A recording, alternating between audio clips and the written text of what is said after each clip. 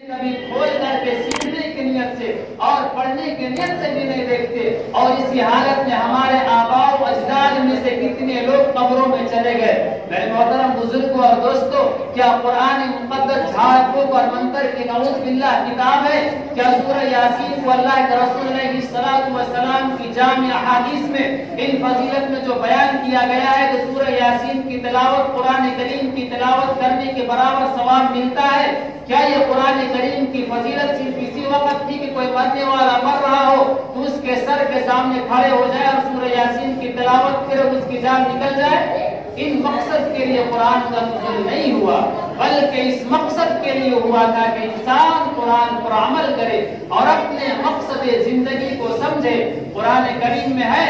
8ویں پارے سورہ اعراف کے اندر وَلَا تُفَتَّحُ لَهُمْ أَبْوَابُ السَّمَاءِ حَتَّى يَدْخُلَ الْجَنَّةَ۔ اللہ تبارک و تعالیٰ فرماتے ہیں کہ انسان جب قرآن کریم کے پیغام کو، اللہ اور اس کے پیغام کو چھوڑ کر کے گمراہی کے راستے پر جب وہ چل پڑتا ہے تو حضور اکرم علیہ الصلوۃ والسلام فرماتے ہیں لا تفتح لهم ابواب السماء، اس انسان کے لیے آسمان کے دروازے نہیں کھولے جاتے۔ ایک ہے آسمان کا دروازہ اور ایک ہے جنت کا دروازہ۔ آسمان کے اوپر جنت ہے، اگر جنت جانا ہوگا تو پہلے آسمان جو پہلا مین گیٹ ہے اس سے گزرنا ہوگا۔ اللہ تعالیٰ فرماتے ہیں لا تفتح لهم ابواب السماء، کہ بہت سارے انسان ایسے ہیں جن کے لیے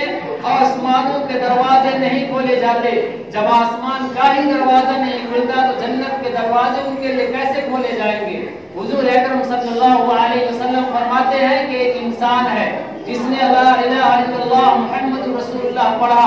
قرآن کریم کی آیات پر، ان کے احکام پر، اللہ کے رسول کی تعلیمات پر عمل کیا، جب اس کا موت کا وقت قریب آتا ہے تو موت کا فرشتہ حاضر خدمت ہوتا ہے اور عرض کرتا ہے کہ اے اللہ کے بندے، چلو اللہ تعالیٰ کی فرما برداری کی طرف جس میں تمہارے لیے بڑے بڑے انعامات اور وعدے رکھے گئے ہیں۔ وہ انسان کے جان سے وہ روح ایسے نکلتی ہے، اس کے بدن سے وہ روح ایسے نکلتی ہے جیسے گھڑے سے ہم اور آپ پانی اگر اندیلتے ہیں، پانی نکالتے ہیں گلاس وغیرہ میں تو کوئی پریشانی نہیں ہوتی، بس گھڑے کو جھکا دیتے ہیں، پانی نکل جاتا ہے۔ اللہ کے رسول فرماتے ہیں کہ ایمان والا، قرآن کو ماننے والا، اللہ کے رسول کی تعلیمات پر عمل کرنے والا انسان کی روح اسی آسانی سے نکل جاتی ہے۔ لیکن ایک وہ انسان جو اللہ کے حکموں کو توڑتا ہے، اللہ تبارک و تعالیٰ کے احکامات کو نہیں مانتا، اللہ کے رسول فرماتے ہیں کہ اس کے سامنے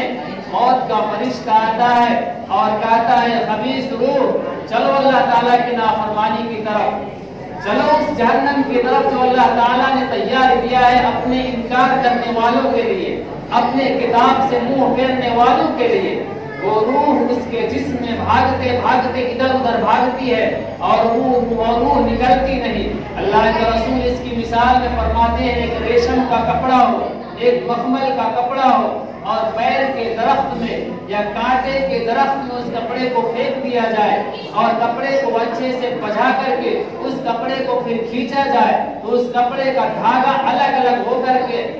کھجڑی کھجڑی ہو جاتا ہے، پھٹ جاتا ہے۔ اللہ کے رسول فرماتے ہیں نافرمان انسان کی موت کو فرشتے ایسے ہی نکالتے ہیں کہ اس کے روح سے، اس کے انگ انگ سے، اس کے ہر جسم کے ٹکڑے کو اللہ کے فرشتے اللہ کے حکم سے مار مار کے توڑ دیتے ہیں اور زبردستی اللہ کے فرشتے